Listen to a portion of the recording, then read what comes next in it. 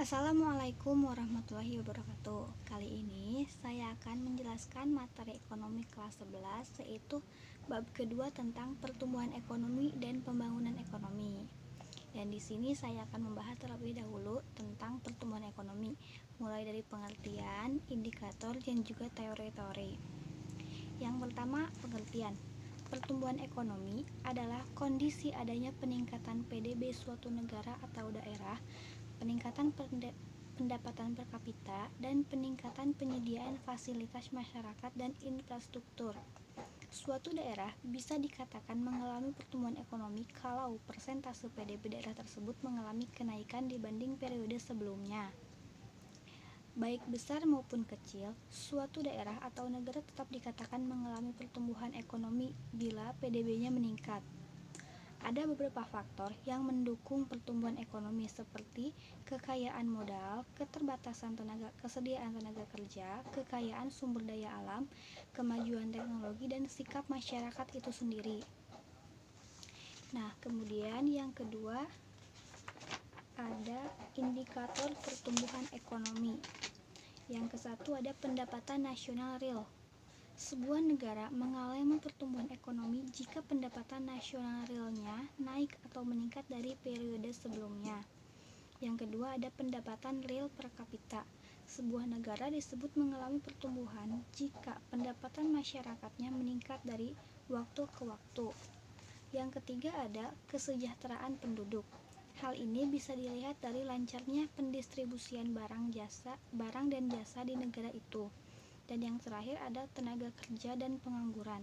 Sebuah negara disebut negara berkembang jika telah mencapai tingkat pemakaian tenaga kerja yang maksimal atau kesempatan kerja penuh jika tingkat pengangguran kurang dari 4%.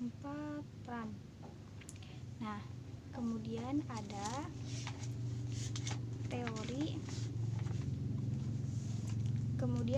teori pertumbuhan ekonomi. Yang pertama ada teori pertumbuhan ekonomi klasik. Menurut para ahli klasik seperti Adam Smith dan David Ricardo, ada 4 faktor yang mempengaruhi pertumbuhan ekonomi, yaitu jumlah penduduk, persediaan barang-barang modal, luas tanah dan kekayaan alam, dan penerapan teknologi.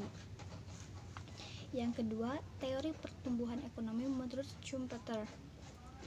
Nah, peranan pengusaha atau wirausaha sangat penting dalam memengaruhi pertumbuhan ekonomi. Itulah salah satu hal yang ditekankan oleh Schumpeter dalam teorinya.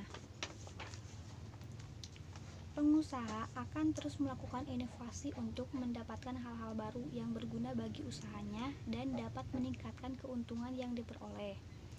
Untuk menjalankan inovasi yang telah dikemukakan tentu memerlukan modal. Pengusaha akan meminjam modal itu untuk keperluan investasi usahanya. Akibat dari investasi tersebut adalah kenaikan pendapatan nasional yang mendorong peningkatan konsumsi masyarakat. Ada 2 jenis investasi yang timbul, yaitu investasi otonom dan investasi terpengaruh. Investasi otonom adalah investasi yang timbul akibat adanya kebutuhan modal untuk keperluan inovasi. Sedangkan investasi terpengaruh adalah investasi yang timbul akibat kenaikan pendapatan nasional yang mendorong terciptanya investasi baru. Yang ketiga ada teori pertumbuhan ekonomi neoklasik. Beberapa teori pertumbuhan ekonomi dari aliran neoklasik adalah sebagai berikut, yaitu ada teori pertumbuhan ekonomi Harold Domar. Ada 4 asumsi yang digunakan, yaitu barang modal yang telah digunakan secara penuh, besarnya tabungan proporsional dengan fluktuasi pendapatan nasional, kemudian ada perbandingan antara modal dan hasil produksi atau capital output ratio adalah tetap. Kemudian ada perekonomian hanya terdiri dari 2 sektor, yaitu perekonomian tertutup. Yang kedua ada teori pertumbuhan ekonomi Solow. Nah, berdasarkan teori pertumbuhan neoklasik yang dikembangkan oleh Abramovich dan Solow, pertumbuhan ekonomi tergantung pada perkembangan faktor-faktor produksi. Ada 3 faktor yang memengaruhi, ada pertumbuhan modal, pertumbuhan penduduk, dan juga pertumbuhan teknologi. Kemudian ada teori pertumbuhan ekonomi Rostow. Menurut Rostow, pertumbuhan ekonomi terdiri atas perekonomian tradisional, perekonomian transisi, perekonomian lepas landas, perekonomian menuju kedewasaan, dan juga perekonomian dengan tingkat konsumsi yang tinggi. Nah, itu yang bisa saya jelaskan. Materi berikutnya akan di-up di video selanjutnya.